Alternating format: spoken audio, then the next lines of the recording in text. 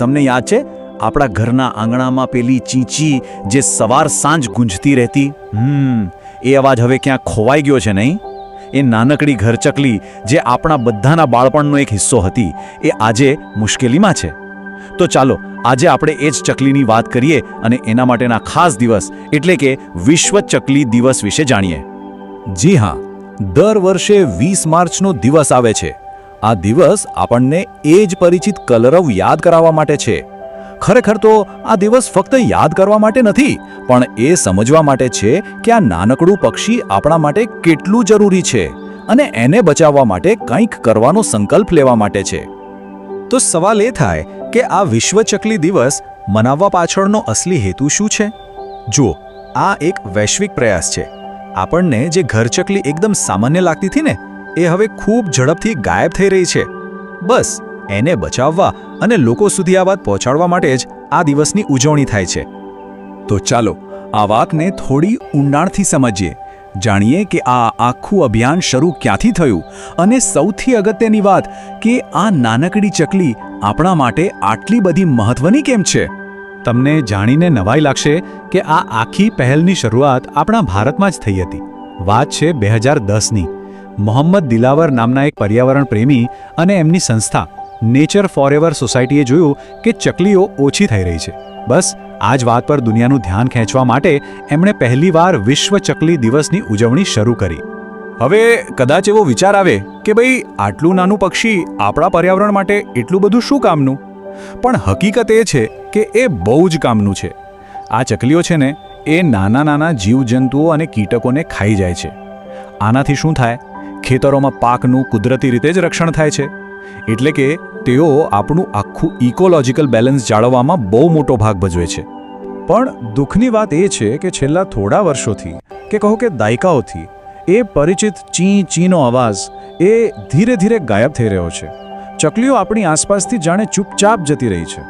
અને સાચું કહું તો આ ખરેખર એક બહુ મોટી ચિંતાની વાત છે.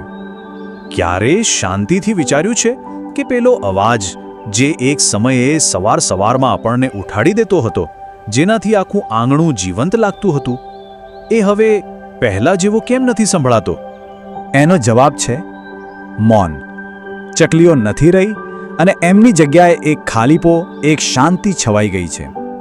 કદાચ આપણે એટલા વ્યસ્ત થઈ ગયા છીએ કે આપણું ધ્યાન પણ નથી ગયું. તો ચાલો હવે એ સમજવાની કોશિશ કરીએ કે આવું થયું કેમ. આપણી આ આધુનિક દુનિયાએ આ નાના પક્ષીઓ માટે એવી તો શી મુશ્કેલીઓ ઊભી કરી દીધી કે એમને જવું પડ્યું? જુઓ, આની પાછળ કોઈ એક કારણ નથી, ઘણા બધા કારણો છે. જેમ કે આપણા નવા ઘર, એ બધા કાચ અને કોન્ક્રીટના છે. એમાં ચકલી બિચારી માળો ક્યાં બનાવે?